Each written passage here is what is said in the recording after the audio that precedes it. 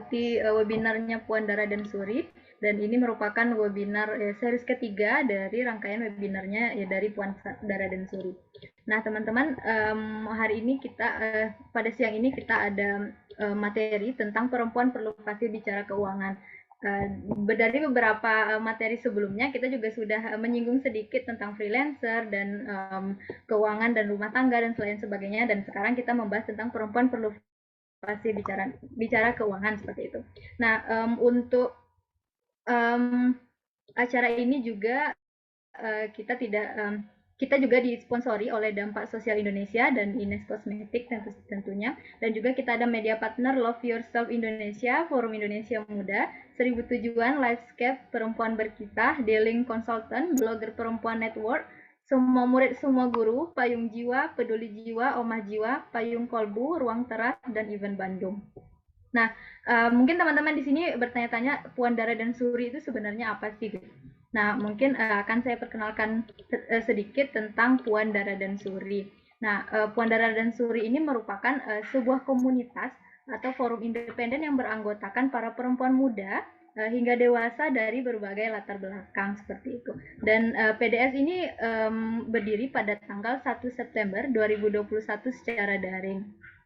Nah, visi dan misi kami itu menjadi komunitas yang menghubungkan antar perempuan dan menjadi wadah bertumbuh bersama teman-teman perempuan di berbagai rentang usia seperti itu.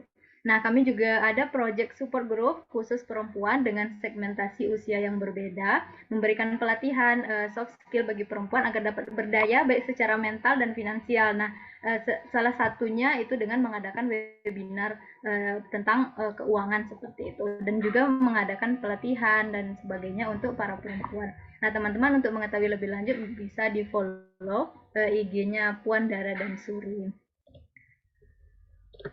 Oke, mungkin kali ini narasumber kita ada Teh Upi Sophia Ahmad. Mungkin saya akan perkenalkan beliau terlebih dahulu.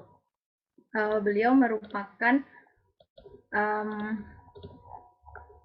nama lengkap beliau Upi Sophia Ahmad, asal dari Bandung seperti itu, dan beliau menempuh pendidikan hukum S2 di hukum Islam di UIN Medan, dan S1-nya itu di IAIN Sunan Gunung Jati Bandung, jurusan Al-Ahwal Al-Syaksiyah seperti itu, dan sekarang beliau menjadi dosen di IAIN Takengon dari 2007 hingga sekarang. Nah, mungkin kita sapa dulu. Selamat siang, Teh Upi. Halo, selamat siang. Selamat siang. Gimana kabarnya, Teh? Sehat, Teh? Alhamdulillah sehat. Gimana di sana? Alhamdulillah, di sini cerah, Teh. Cerah ya? Alhamdulillah. Cerah. Oke, baik teman-teman. Nanti kita ada sesi materi itu sekitar 30 menit, dan nanti setelah materi teman-teman bisa mengajukan pertanyaan. Kita buka Q&A. Teman-teman bisa bertanya lewat melalui kolom chat, dan juga kalau ada yang mau open mic bisa menggunakan fitur raise hand seperti itu. Oke, baik. Terkait materi kita hari ini akan membahas tentang mengapa perempuan perlu fasih berbicara keuangan seperti itu. Mungkin teman-teman di sini mungkin boleh di-spill dulu nih di kolom chat teman-teman.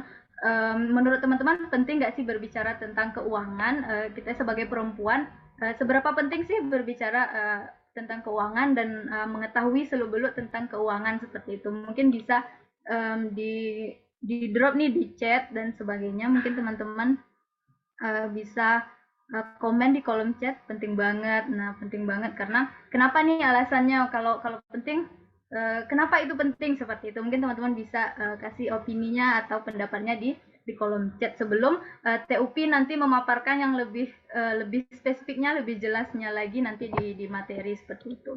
Nah, ini kata Kak Latifa Roshida sama Teh Dian Nurtiara, penting banget. Nah, mungkin yang kita ketahui seperti itu. Oh, kalau tidak nanti boncos, ya benar. Ada juga yang bilang kalau sebenarnya bukan berapa yang kita hasilkan seperti itu, tapi bagaimana kita mengelolanya seperti itu. Nah, kalau tidak dikelola dengan baik, nah benar ini kata Mbak Diah Nurtiara, nanti boncos kalau nggak diatur gitu. Nah, mungkin untuk lebih jelasnya, untuk lebih detailnya kita akan langsung ke materi kepada Teh Upi. Kami silakan. Ini saya bantu share screen ya Teh ya. Silakan Teh. Oke, terima kasih banyak untuk para puan-puan Indonesia yang mungkin sekarang ini bisa join sama kita di acara hari ini. Ada beberapa hal yang perlu kita ketahui. Mengapa sih harus perempuan yang kita angkat? Disadari atau tidak, perempuan adalah bagian besar masyarakat yang ada di dunia ini. Kalau kita berbanding antara laki dan perempuan, lebih banyak perempuannya. Dan perempuan itu dia memiliki peranan yang sangat penting. Peranan apa aja sih? Peranan perempuan itu banyak. Apalagi kita berbicara perempuan-perempuan yang ada di Indonesia, selain dia sebagai ibu rumah tangga, dia pun bisa menjadi seorang ibu, istri, guru, manajer, pokoknya segala hal dia bisa. Kalau kita bilang perempuan ini harus memiliki multi talenta manajer oke, harus dia. Menjadi seorang koki pun harus oke juga. Sebagai guru di rumah, guru di luar, itu memang penting. Cuman kita ketika berbicara perempuan harus multitalenta, kita berbicara lebih ke finansial yang akan saya angkat. Mengapa? Jika kita berbicara finansial, perempuan-perempuan sekarang tidak hanya dia manut apa yang dikasih untuk perempuan usia yang udah menikah ya, mungkin dia hanya dikasih uang belanja oleh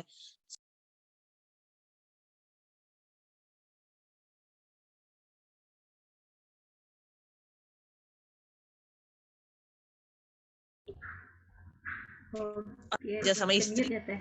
dan sama suami. Istri pun perlu bisa ketika dia memberikan penghasilan sendiri untuk menambah finansial keluarga, tentunya kita harus pandai memanagenya. Bagaimana sih? Karena kenapa? Ketika seorang perempuan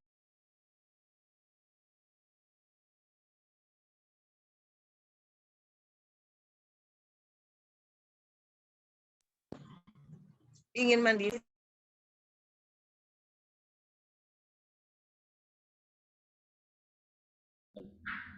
Ke mute ya Teh. Oke, teman-teman kita tunggu sebentar ya. Mungkin TUP-nya ada kendala di jaringan. Oke.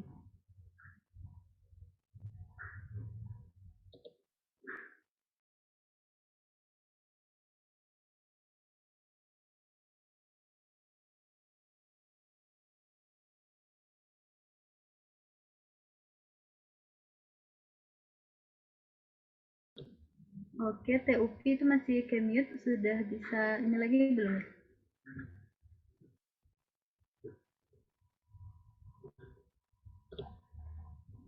Oke, teman-teman kita tunggu sebentar ya. Mungkin TUP ada kendala.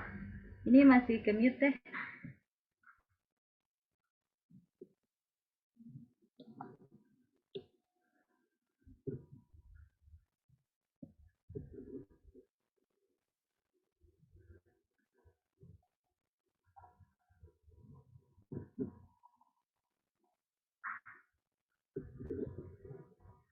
Oke, teman-teman kita tunggu sebentar lagi ya.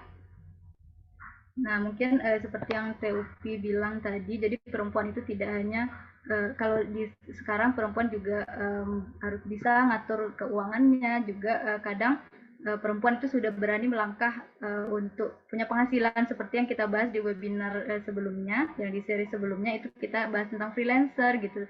Nah, juga yang tadi pagi kita bahas tentang rumah tangga dan kita ngurus keuangan dan juga jualan, tapi ketika kita jadi ibu rumah tangga seperti itu mungkin teman-teman atau yang di sini yang sudah berkeluarga dan sebagainya mungkin akan lebih bisa merasakan hal itu seperti itu. Jadi memang penting kita sebagai perempuan tidak hanya bisa mencari uang tapi juga bisa mengelola keuangan dengan baik.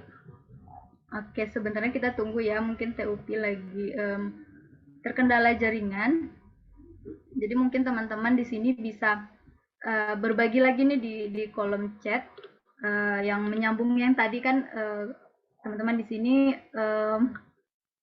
bilang kalau berbicara tentang uang itu harus pasti nih kita sebagai perempuan. Jadi memang penting banget ya. Nih TUP udah aman teh? Masih mute teh, masih mute. Masih mute audionya. Audionya masih mute teh. Oke. Oh, maaf, jaringan kita kayak agak kurang cantik juga kan? Oke, siap-siap. Jadi kalau kita bicara tadi bahwa perempuan itu sudah bisa menghasilkan secara finansial, kemudian dengan niatan untuk membantu keluarga, itu sebenarnya is oke aja kan? Maaf nih sambil jalan ya, cari sinyal bagus. Siap, aman teh. Jadi selain itu, ketika kita sudah menghasilkan finansial, sepertinya dari penghasilan itu perlu kita untuk finansial yang kita dapatkan tuh bisa kita gunakan untuk berbagai macam kebutuhan. Ketika kita berbicara masalah kebutuhan, kalau bicara perempuan banyak ya, banyak kebutuhan yang harus kita penuhi. Apalagi sebagai seorang perempuan yang udah menjadi statusnya berubah menjadi seorang istri. Kemudian jika kita berbicara istri dulu nih, sebelum kita berbicara yang masih lajang ya, sudah menghasilkan penghasilan, minta beri 1 menit sebentar bisa.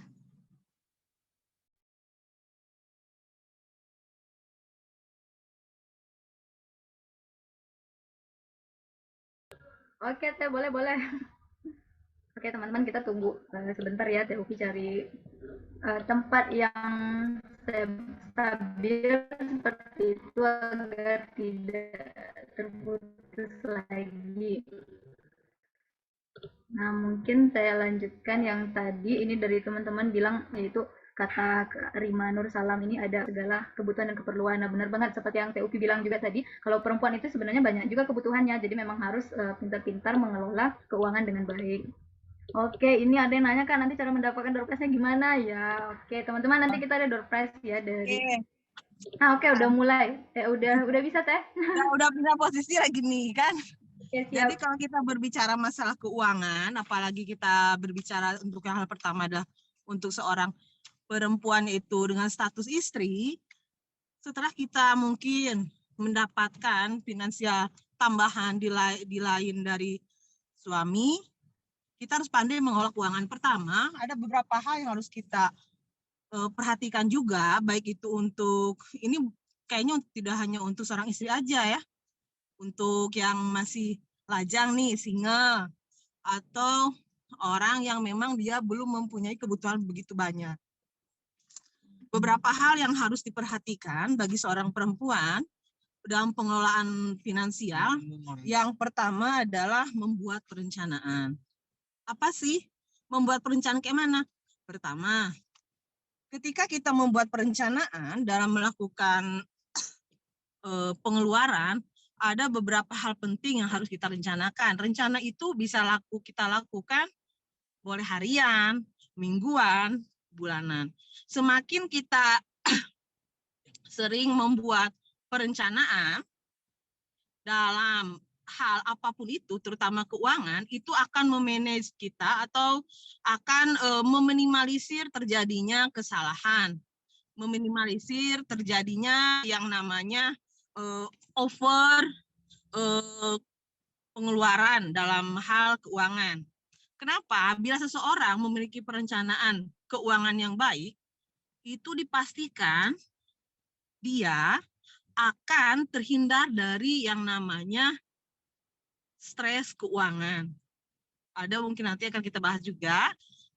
Kemudian yang kedua, selain merencanakan, seorang perempuan, baik itu sebagai seorang istri ataupun seorang perempuan yang belum mempunyai status dengan keterikatan dengan seseorang, yang kedua harus kita lakukan adalah membuat keputusan prioritas. Apa sih keputusan prioritas? Kebutuhan prioritas adalah pengelolaan keuangan Yang mana pengelolaan ini sangat diperlukan mengingat banyaknya kebutuhan yang harus dipenuhi. Dari sekian banyak kebutuhan, seperti contohnya sebagai seorang perempuan, banyak ya, apalagi kalau istri, kebutuhan untuk bayar sekolah, SPP-nya tuh, belum lagi beli beras, beli ini, beli itu, pakaian dia, sandang, pangan, papan, banyak yang kita harus penuhi kebutuhan. Cuman dari sekian banyak prioritas yang harus kita lakukan, tentunya ada satu di antara begitu banyak prioritas yang harus kita utamakan. Bila kita sebagai seorang istri, ibu, pasti dia akan mementingkan misalnya dari sekian banyak, contohnya di antara sekolah dan makan, kira-kira mana sih yang harus kita pilih, Bu? Yang pasti harus kita pilih sebagai seorang ibu, istri, yang dipilih ada yang pertama, untuk makan dulu ya. Untuk SPP mungkin bisa kita lakukan bulan depan pembayarannya, menundanya. Kemudian bagi seorang perempuan yang belum memiliki keterikatan atau belum mempunyai status sebagai seorang istri, dia memilih nih, aku apakah bayar kos atau aku beli baju ya. Kebetulan ada tren baru nih, katanya gitu kan. Ini bajunya terbatas nih, cuman ada 3 modelnya. Kalau nggak dibeli sayang kali nih. Ketika kita ada 2 pilihan kayak gitu, yang mana ya kira-kira? Kira-kira di antara kedua pilihan tersebut pasti ada hal yang memang sangat kita utamakan. Pertama, kalau kita memilih antara bayar kos dan beli baju, saya pastikan di antara para perempuan, terutama gadis-gadis, itu pasti akan memilih untuk yang dia pandai dalam mengelola keuangan ya, bayar kos tuh. Baju bisa jadi kalau memang bisa dipanjang, sebenarnya bisa 2 kegiatan tuh. Kalau ke tokonya mau dia, bayar kos bisa. Yang kedua, si perempuan tadi, gadis tadi, anak tadi bisa melakukan misalnya lobby dengan yang namanya toko untuk mempanjat baju tadi, bila memang suka dia, dan memang branded, dan sebagainya. Itu yang harus kita ketahui. Dan juga perlu digarisbawahi yang namanya perempuan itu banyak keinginannya. Itu tidak dipungkiri ya, mau sudah menjadi seorang istri ataupun belum menjadi status seorang istri. Kenapa? Kita harus memilahkan mana yang namanya kebutuhan, mana yang namanya keinginan. Nah, ketika kita sudah memilah antara kebutuhan dan keinginan, maka kita bisa memilih di antara keduanya. Oh, ini dia. Karena antara keinginan dan kebutuhan itu beda tipis ya. Kemudian poin yang ketiga, selain membuat keputusan prioritas, yang ketiga adalah menyiapkan dana simpanan. Apa sih menyiapkan dana simpanan? Bagi seorang perempuan yang sudah bekerja ataupun dia seharusnya sudah bisa pandai menyisihkan sebahagian dari penghasilannya atau gajinya atau dari sisa uang jajannya. Uang jajan ini biasanya diberikan misalnya sama orang tua nih buat anak-anak kos, dikasih sama mama 500.000 misalnya. Sisihkanlah berapa dari uang jajan, nggak usah banyak. Misalnya berapa, 50.000 kah, 20.000 kah, tapi itu kalau dia simpan secara rutin, itu akan membantu. Kenapa? Menyiapkan dana simpanan ini adalah salah satu strategi ketika kita kehabisan atau keuangan kita tidak stabil. Kenapa? Contohnya bagi yang sudah menikah, tiba-tiba suami atau kita seorang istri ketika bekerja di luar, ada yang namanya PHK mendadak atau tiba-tiba dari kantor, kamu kena pecat dan lain sebagainya. Ketika kita dikeluarkan atau kena PHK dalam sebuah pekerjaan, tentu itu akan berimbas dengan yang namanya finansial keuangan dalam rumah tangga ya. Bagaimana cara mengantisipasi? Ketika kita menyiapkan dana simpan itu tidak menjadi hal terlalu berat. Tetapi jika dia tidak menyimpan atau tidak menyisihkan sebagian dari dana atau uang yang dia miliki, saya pastikan dia akan yang namanya kita bahasanya kelabakan. Gimana nih? Bayar rumah, sewa rumah belum, SPP-nya belum, untuk makan pun tidak ada. Nah, hal-hal seperti itu bisa diminimalisir dengan cara menyimpan, menyisihkan dana yang kita miliki. Sama dengan seorang mahasiswa atau mahasiswi, pelajar, jika dia dikasih uang sama orang tua, alangkah baiknya itu yang namanya menabung. Menabung itu memang penting banget. itu adalah salah satu namanya dana yang memang kita persiapkan jika terjadi sesuatu yang tidak kita inginkan. Itu sangat penting. Mungkin bisa bentuknya apa sih? Celengan boleh, atau buat buku tabungan juga boleh juga. Yang pasti dana itu diusahakan tidak namanya disiapkan dalam waktu jangka panjang, memang bukan untuk pada saat-saat baru diisi, misalnya nabung hari ini 2 jam kemudian harus ditarik di ATM, namanya bukan menabung itu. Atau di celengan ya, baru dimasukkan 20.000, pulsa udah habis nih, kayak mana dia nggak bisa nelpon mama, congkel itu celengan kan.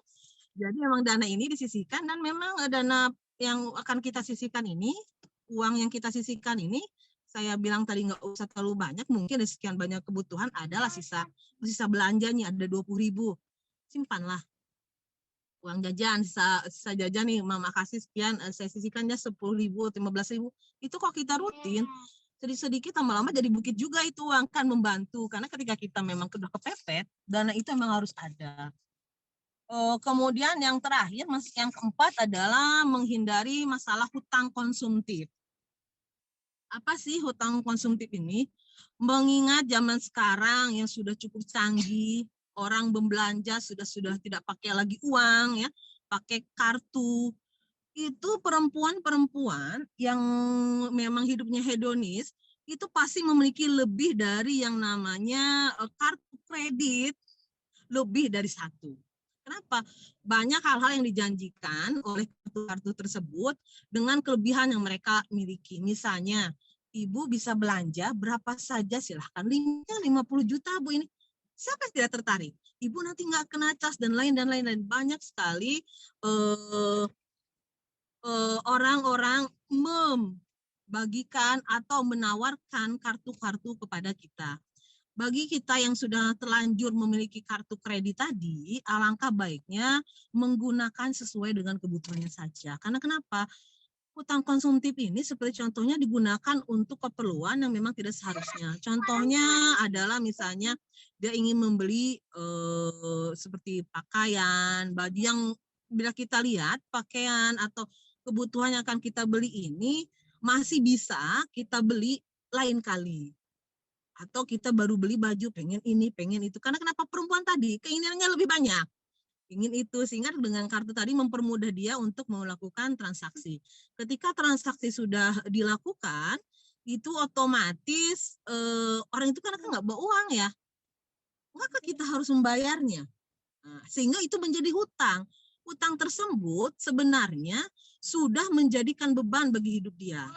Mau tidak mau itu debt collector, kalau nggak bayar untuk beberapa saat, udah sebulan nggak bayar atau 2 bulan nggak bayar, itu kan datang ya ke rumah dengan berbagai macam cara lah, menarik barang lah, dengan adanya telepon tidak berhenti, menagih hutang, itu sehingga membuat stres, depresi bagi seseorang yang menurut dia dengan adanya kartu tadi menjadi kartu ajaib bagi dia. Apapun dia mau bisa dia lakukan.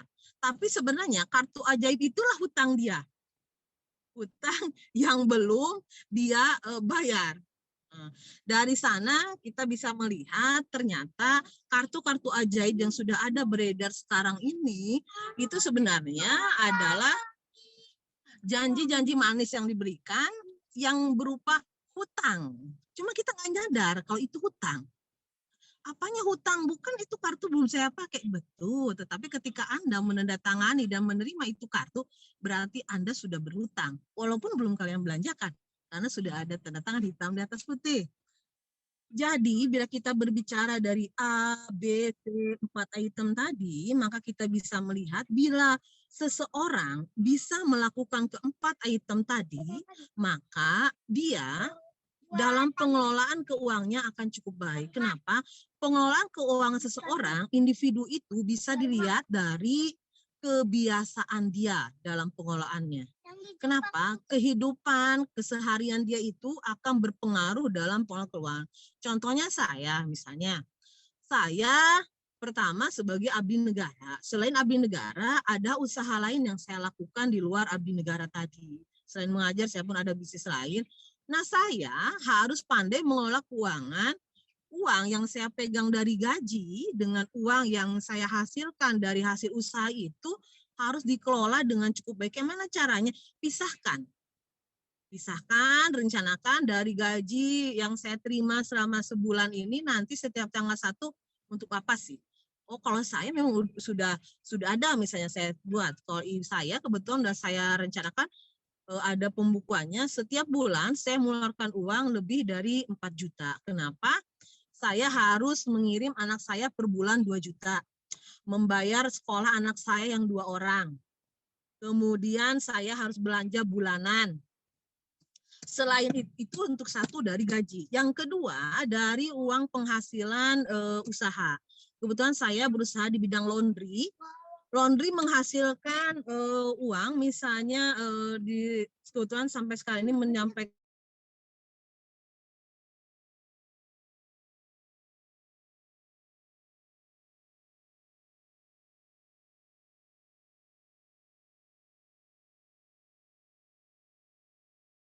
ada 5 nih yang saya sekarang pekerjakan, ada 5 karyawan, gaji masing-masing 1,5 juta, sehingga saya bisa mengalihkan 5 kali 1,5 berapa yang harus saya keluarkan. Itu udah ada pembukaan, sehingga kita dapat lihatlah, oh berarti uang yang ada ini tinggal sekian. Dari uang tertinggal dari pemotongan gaji karyawan, sisa yang tadi kita punya, misalnya tinggal 2 juta nih.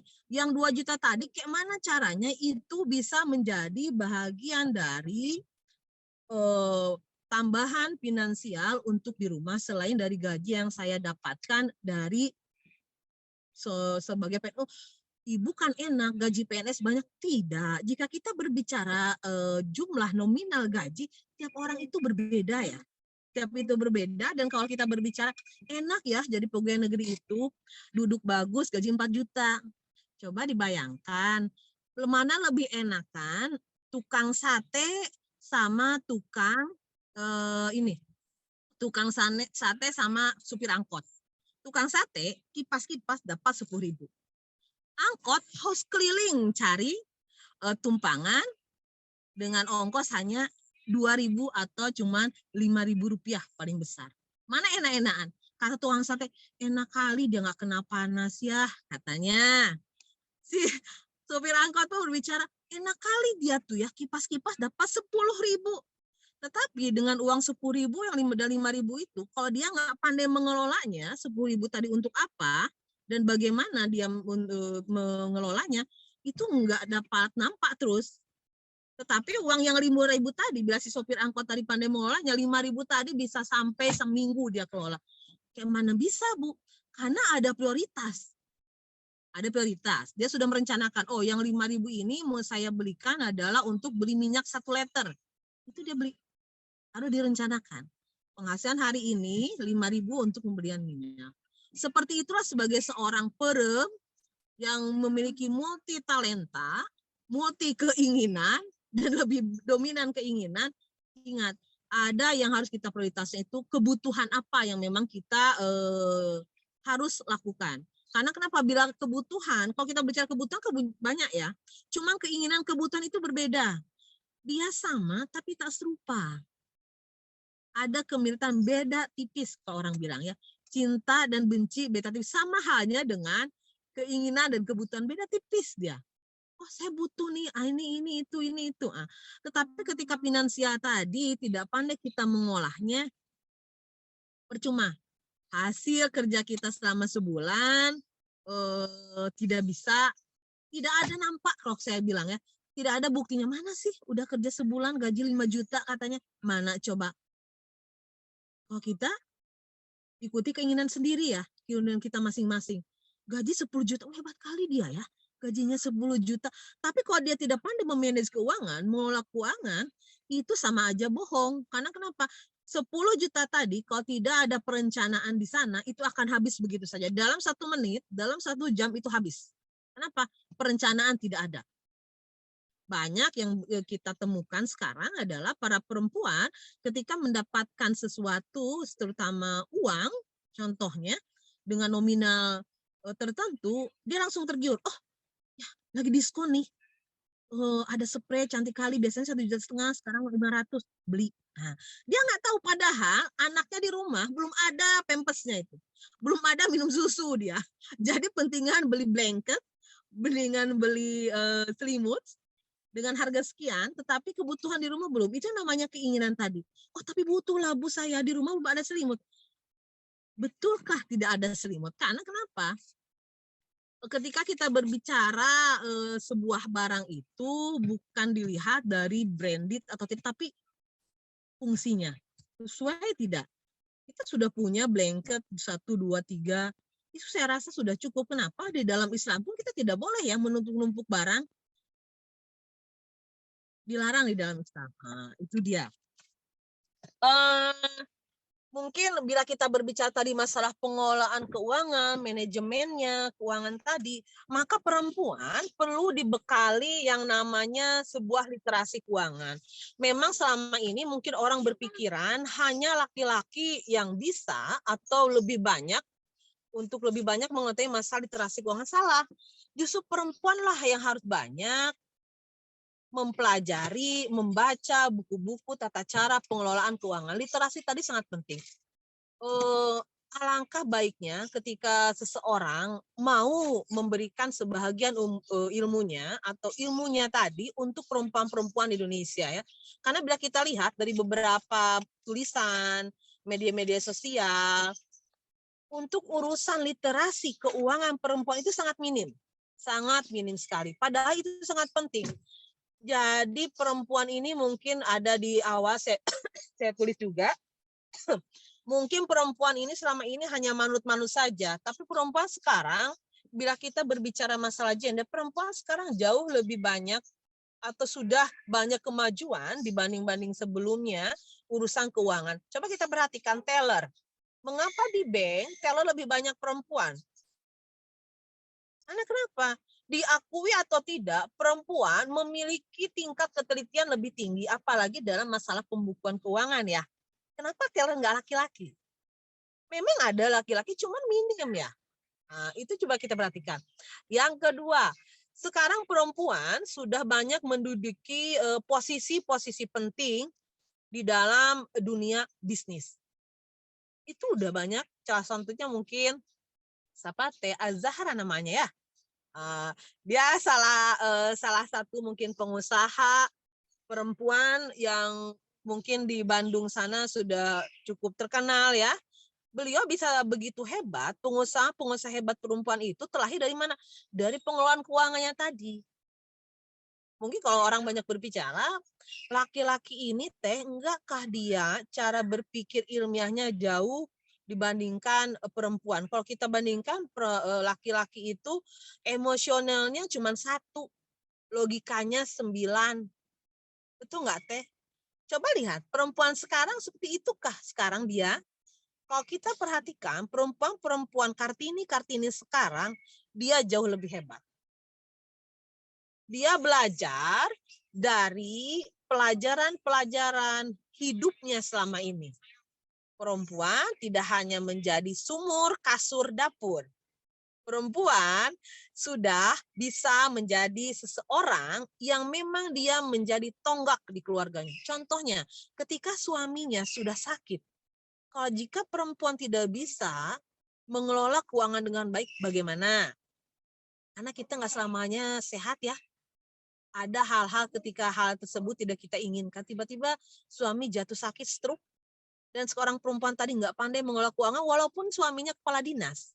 Jika kita nggak pandai mengelola keuangan, itu ya hidup pun akan susah.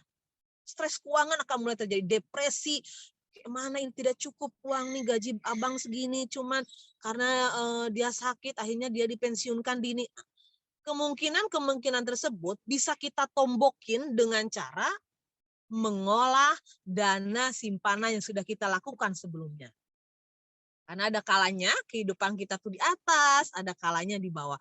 Ketika kita sedang di bawah, tiba-tiba di bawah, ketika kita dalam mengolah keuangan itu baik, dia enggak langsung shock banget. Enggak. Insya Allah enggak. Dia bisa bertahan dengan hasil atau dengan dana sementara yang dia simpan.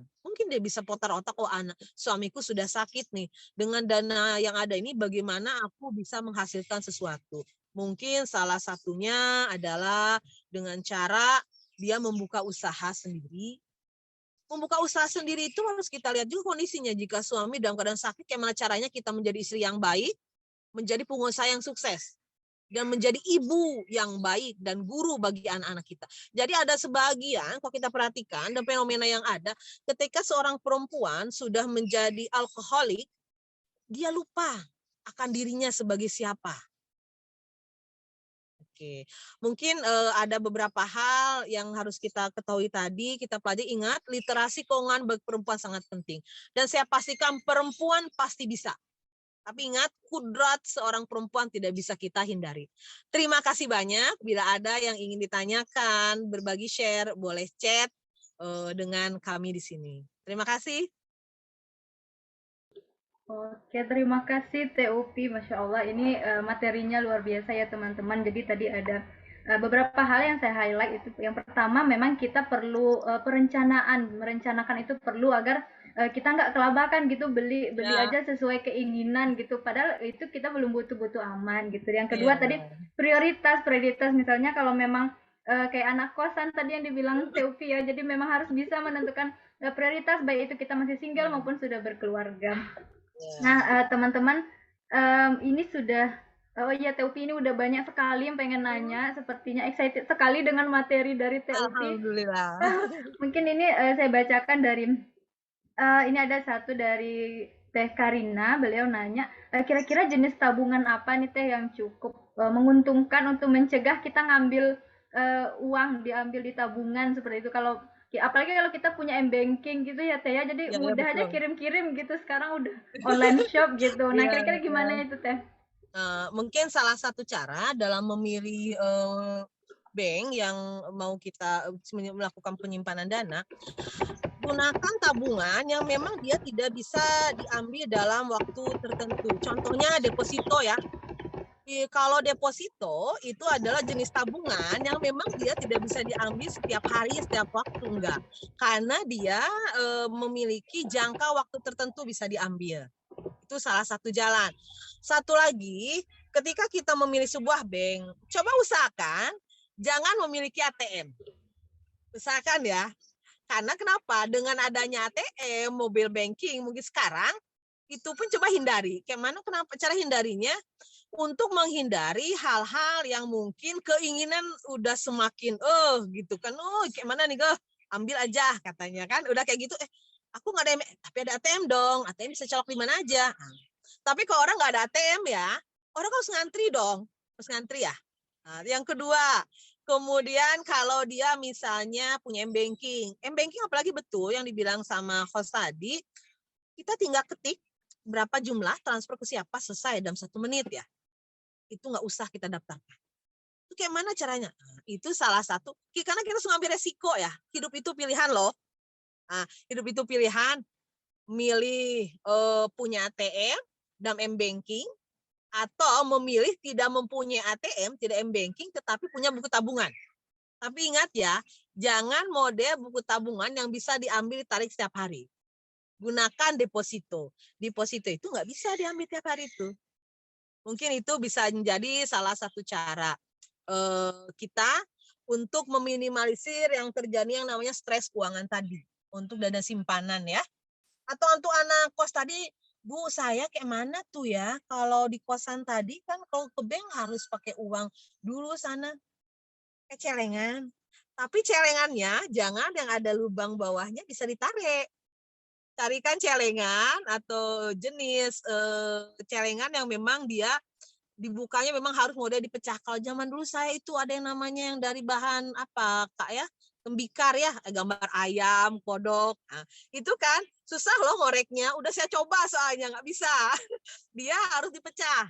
Nah, itu salah satu cara mungkin kalau anak kos ya.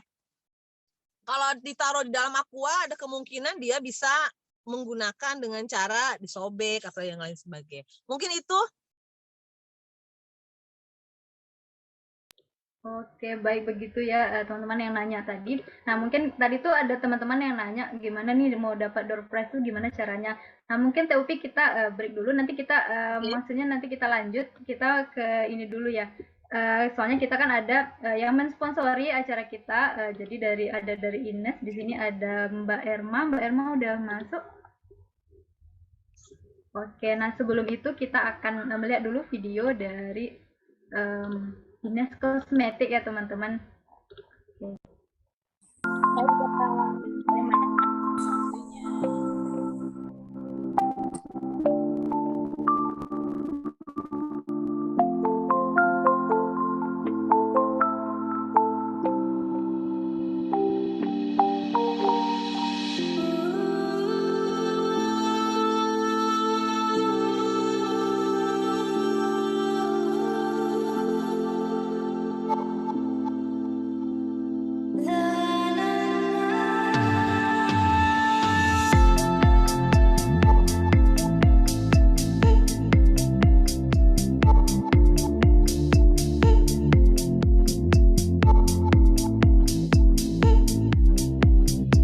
Oke, mungkin bisa diperjelas lagi nih oleh Mbak Erma. Silakan Mbak Erma.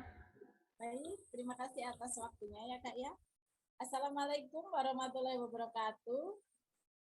Selamat siang ya. Salam sejahtera untuk kita semua. Yang terhormat pemateri webinar Puan Dara dan Suri hari ini ya. Yang terhormat juga para panitia serta para peserta webinar Puan Dara dan Suri hari ini ya.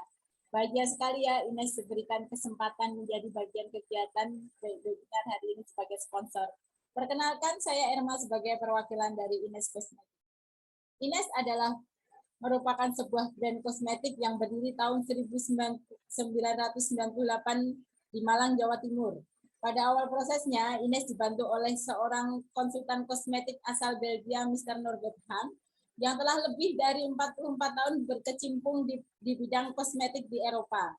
Sampai saat ini sudah terdapat ratusan produk Ines yang tersebar di seluruh wilayah Indonesia, meliputi produk skincare, dekoratif, maupun body care.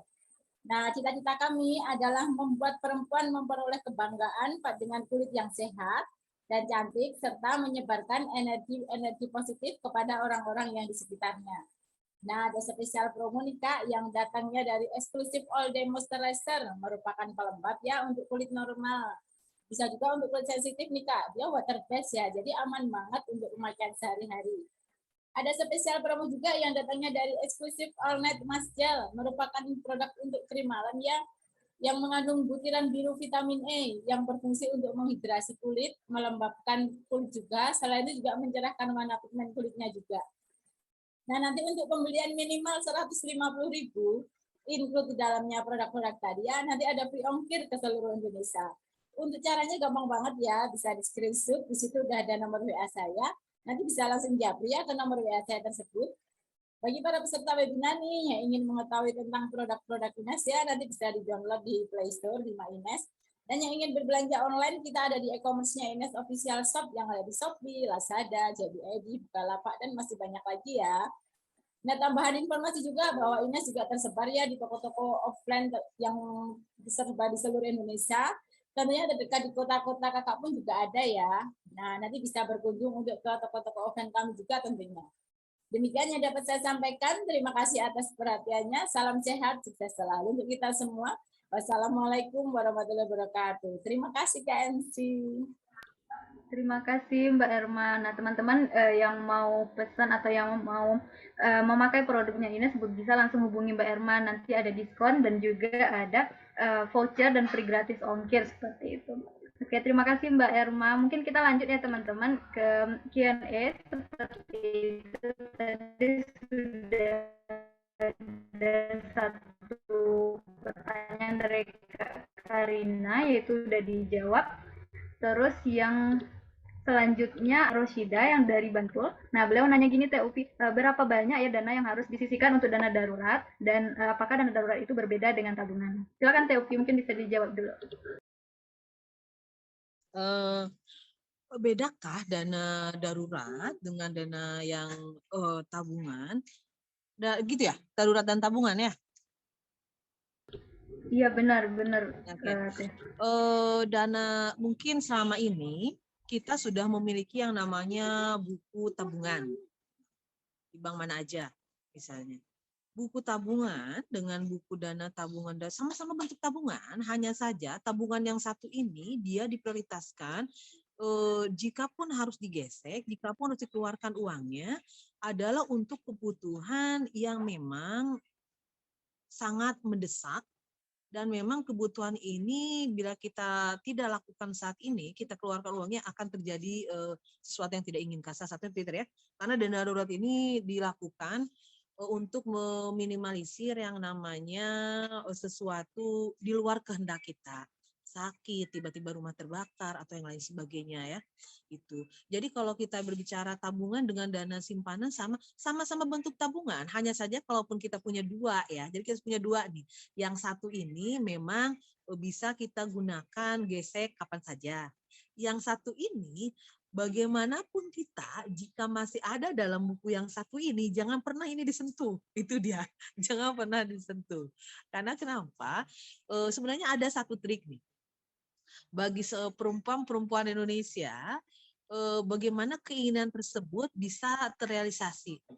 Ketika kita melakukan sesuatu transaksi, misalnya belanja nih barang ya perempuan, bilangkan atau niatkan di dalam diri kita, saya akan membeli barang ini minggu nanti. Nah, kata nanti itu menjadi kunci tuh. Karena kenapa? Keinginan itu bisa jadi 1 jam kemudian sudah berubah.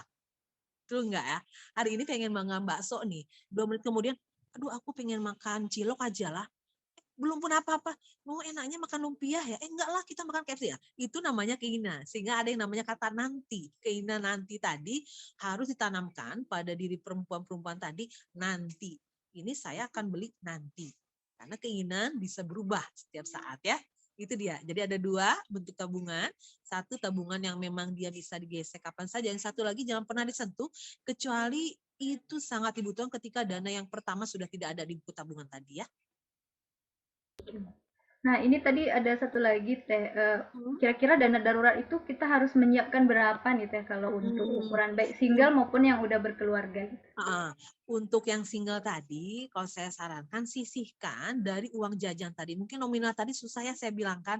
Ada sebagian mungkin dikasih sama orang tuanya mingguan, ada yang bulanan, ada yang tahunan. Jadi usahakan sisihkan dana tersebut sudah kalian rencana dari sisa perencanaan. Misalnya dikasih nih sama Mama 1 juta. Itu kuncinya tadi perencanaan keuangan harus ada. Dikasih 1 juta untuk apa? Bayar kos, fotokopi, printer, makan, dan lain-lainnya. Nah, sisa tadi itu gunakan ditabung. Jumlahnya kan tadi saya bilang bisa 20.000. Jika dia memang dikasih 100, kayak mana Kak saya bilang 100 dia taruh ya? Kan sayang habislah untuk dia. Misalnya 20.000. Saya bilang tadi untuk nominalnya tidak usah banyak. Yang pasti semua kebutuhan sudah terpenuhi. Sisanya tinggal ditaruhkan ke dana tadi. Emergensi lah, dana emergensi. Untuk para ibu rumah tangga, seorang istri, jumlah nominal tadi pun sama, tidak bisa saya sebutkan karena berbeda penghasilan kita masing-masing ya. Itu yang pasti ketika ibu, para istri sudah merencanakan, oh bulan ini, bulanan saya habis semuanya 5 juta nih, uang dikasih atau ada sekarang ada 7 juta. Gimana caranya? Oh saya tabung 500 di buku tabungan pertama, di buku tabungan kedua 500. Tetapi yang 500.000 di buku tabungan kedua itu tidak boleh digesek. Tidak boleh ada ATM-nya, tidak boleh ada m-banking-nya ya. Karena bahaya kalau ada m-banking tuh. Jadi uang, ini saya bilang, apalagi sekarang sudah canggih, orang nggak usah lagi bawa uang, cukup pakai card, itu bisa belanja di mana aja. Ketika dia udah punya card tadi, kartu ajaib tadi, itu bahaya. Bahaya luar biasa ya. Memang kartu ajaib. Itu bagi dari para perempuan yang sudah menikah dan yang belum, untuk nominal saya tidak bisa menentukan, itu tergantung berapa kebutuhan yang sudah kalian jumlahkan pada tiap minggu atau tiap bulannya. Sisa dari situ bisa kalian sisihkan. Di dalam kebutuhan perencanaan bulanan, mingguan itu sudah kalian caro untuk jajan berapa per hari. Bagi yang anak kos ya, oh aku jajan dikasih sekian, saya jajan biasanya 20.000 ya, misalnya, atau 30.000. Karena kosan saya dekat, saya tinggal jalan kaki ke kampus misalnya. Atau bagi yang agak jauh harus dia naik angkot, berapa ongkos angkot dalam sebulan? Berapa habis makan siang, Atau untuk lebih menghematnya sebenarnya para anak kos itu bisa masak cok nasi sendiri tuh pakai Magicom kan. Untuk masalah sayurnya mungkin kita beli sayur yang sudah siap mungkin 5.000 dapat banyak juga apalagi cuma sendiri ya. Bisa sekali makan berhemat. Belajar hemat lah untuk mahasiswa-mahasiswi ini yang belum bisa menghasilkan pundi-pundi sendiri, belajar berhemat. Karena dengan berhemat, kalau jadi orang sukses nggak ada orang yang hidupnya royal sukses. Oke, begitu ya teman-teman. Jadi nggak ada orang yang sukses dengan royal seperti itu. Betul. Jadi memang harus berhemat, apalagi seperti saya nih ya, jadi anak kosan, jadi memang harus pinter-pinter, Ya, misalnya memanage masak gitu, uang. nggak bisa beli-beli terus gitu. Ya Oke. seperti host lah, mungkin dapat fee sekarang 200.000, 200.000 Wow, itu dua. kan disisihkan untuk dana tiba-tiba. Kenapa bisa aku tiba-tiba sakit nih, mama nggak bisa ditelepon, kok bisa ke puskesmas sebentar dengan bayar sekian misalnya. Itu dana-dana emergensi tadi memang harus punya, kayak mana pun ceritanya. Oke. Oke, siap. Nah, teman-teman kalau ada lagi yang mau bertanya, boleh langsung open mic juga boleh. Ini ada Boleh. pertanyaan selanjutnya dari Mbak Rima. Mbak Rima mau open mic kah atau mau dibacakan? Soalnya pertanyaan cukup panjang. Mbak Rima, Ya. masih di sini kah? Oh, atau saya bacakan saja. Nah, ini terkait kata Mbak Rima, beliau kalau menyisihkan uang sering kali dipakai untuk hal yang memang saya anggap perlu gitu. Nah, jadi gimana cara menghilangkan pemikiran nanti juga ada uang lagi dari part time bisa nyisihkan minggu depan gitu. Jadi memang kadang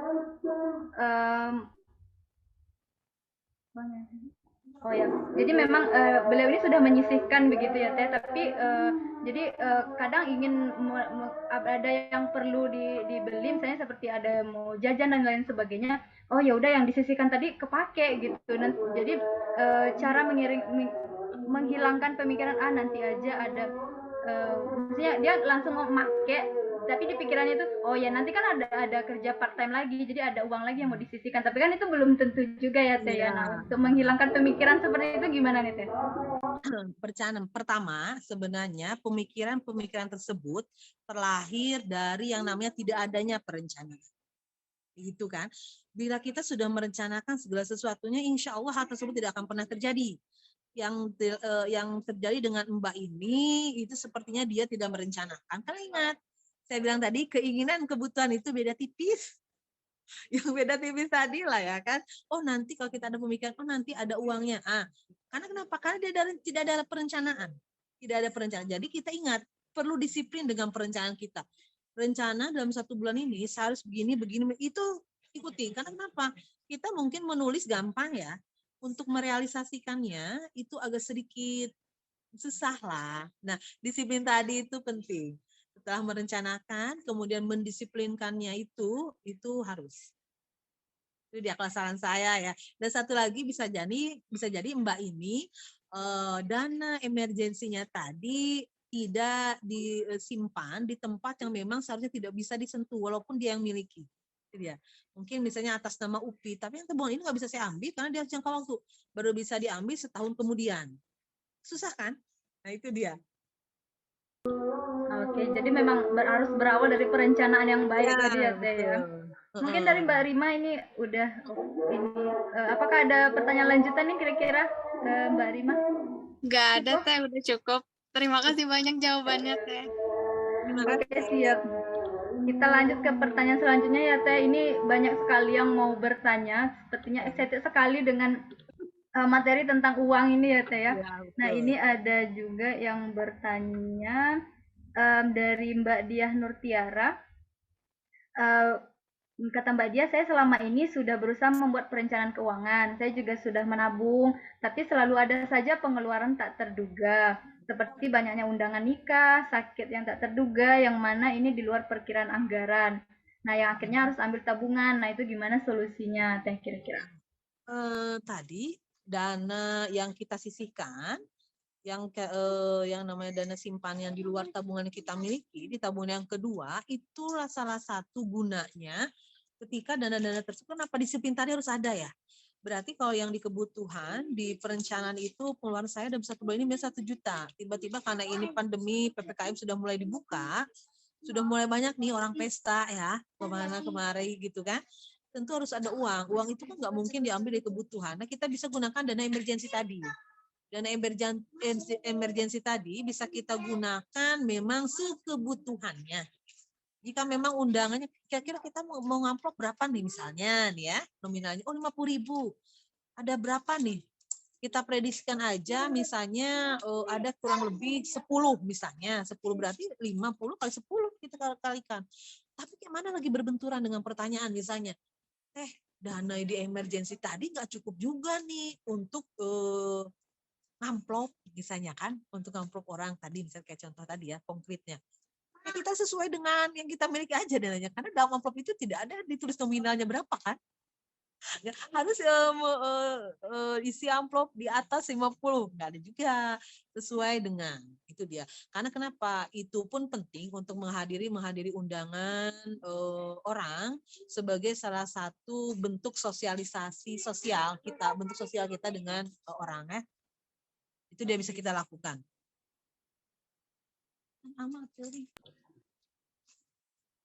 Oh, itu dia. Ada pertanyaan lagi? Gimana? Oke, mungkin seperti itu ya yang bertanya tadi. Nah, ini ada yang selanjutnya ada pertanyaan. Tadi kan sudah di-spill dikit nih sama Teuki yang perlu kita tanamkan ke diri itu setelah buat perencanaan yang memang harus disiplin untuk menerapkan yang sudah direncanakan. Nah, ini juga ada dari Kak Karina. Ini kira-kira sifat yang menunjang seseorang untuk dapat mengelola keuangan selain disiplin tadi kira-kira apa lagi Teh kira-kira? Ke behavior, keseharian ya. Keseharian seseorang itu berpengaruh dengan seseorang merencanakan sesuatunya. Seperti saya tadi bilang, orang yang hedonis, dia lebih, saya pastikan lebih banyak perencanaan keuangannya itu lebih banyak berbicara masalah keinginan. Saya pastikan itu. Tetapi bagi orang yang tidak hidupnya hedonis, enggak seperti itu dia buat perencanaannya, saya pastikan. Dia akan mengutamakan mana kebutuhannya. Karena dia akan memilah dan memilih kira-kira beli jilbab bulan ini perlu enggak ya. Padahal jilbab yang kemarin masih ada dong. Gitu dia. Lain hanya ketika orang berbicara masalah, selain hanya seorang ketika berbicara masalah saya harus kos kah, tinggal di rumah kah, itu pun kita harus pilih dan pilah bagaimana maksudnya gimana Bu katanya kan, bagaimana apakah ketika kita pergi dari rumah orang tua dengan di kos banyak mana pengeluaran. Jika lebih banyak pengeluaran tinggal di kos, mendingan dari rumah saja kok enggak. Saya berkurang misalnya urusan makanan misalnya kan, enggak usah beli makan di rumah, terus tidak usah bayar listrik, boleh juga. Kalau di kos tadi begini, sehingga kita harus berbicara mana lebih banyak mafsadat dan madaratnya lah gitu ya. Jika memang di kos kita nggak pandai memanage keuangan, jadi lebih baik di rumah saja lah gitu kan. Kalau di rumah sana tadi tidak, kita bisa ngontrol, yang kita kontrol karena cukup uang jajan kita ya. Uang jajan kita berapa, ongkos naik angkot berapa gitu kan. Itu cuma jika dikasih 500.000 dalam sebulan, ongkos angkot misalnya habis 250, kita punya uang 2,5. Dengan 250.000 itu bagaimana caranya kita bisa membuat perencanaan pertama untuk fotokopi, untuk ngetik, ngeprint ya, kemudian beli pulsa jika ada, karena kuliah sekarang udah mulai daring, pakai daring, bagaimana itu bisa terrealisasi, dan jajan pun ada.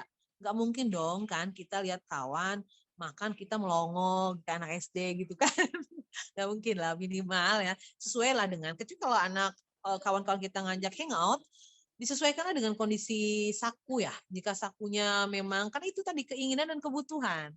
Keinginan kita kan sama kayak orang ya, pergi hangout dari pagi sampai malam. Tapi ingat, adakah dalam budgeting kita tuh sesuai, karena gini, kalau kita haruskan setiap mahasiswa harus memiliki uang 500.000 sebulan, tidak mungkin juga. Ekonomi seseorang itu berbeda ya. Itu dia. Oke, terima kasih Teh Uki jawabannya. Mungkin teman-teman karena memang perencanaan itu perlu dan prioritas itu perlu. Jadi memang perlu kita memisahkan antara keinginan dan kebutuhan, itu jangan sampai disatukan seperti itu. Nah, mungkin Teh Upi karena kita terbatas waktu juga, mungkin bisa langsung closing statement-nya ini, mungkin ada pesan yang ingin disampaikan kepada teman-teman di sini. Silakan Teh Upi. Bagi perempuan-perempuan Indonesia, yang pasti jadilah perempuan yang bijaksana dalam pengelolaan keuangan. Ingat, kebutuhan dan keinginan itu beda tipis. Prioritaskan mana yang harus kita lakukan, dan ingat, perencanaan keuangan bagi siapapun perempuan itu penting. Literasi keuangan, jangan menutup diri, jangan menutup mata jika ada momen-momen atau orang yang share urusan literasi keuangan. Perempuan harus tetap terbuka. Ingat, perempuan dan laki-laki, gender tidak menjadi penghalang bagi kita untuk menguasai namanya literasi keuangan. Perempuan pasti bisa. Perempuan pasti bisa. Keren sekali. Closing yang sangat mengena sekali ya Teh ya. Jadi memang kita memang harus melek tentang keuangan, literasi keuangan. Juga kita harus open minded ya Teh ya. Jadi nggak menutup diri dari ilmu baru seperti itu.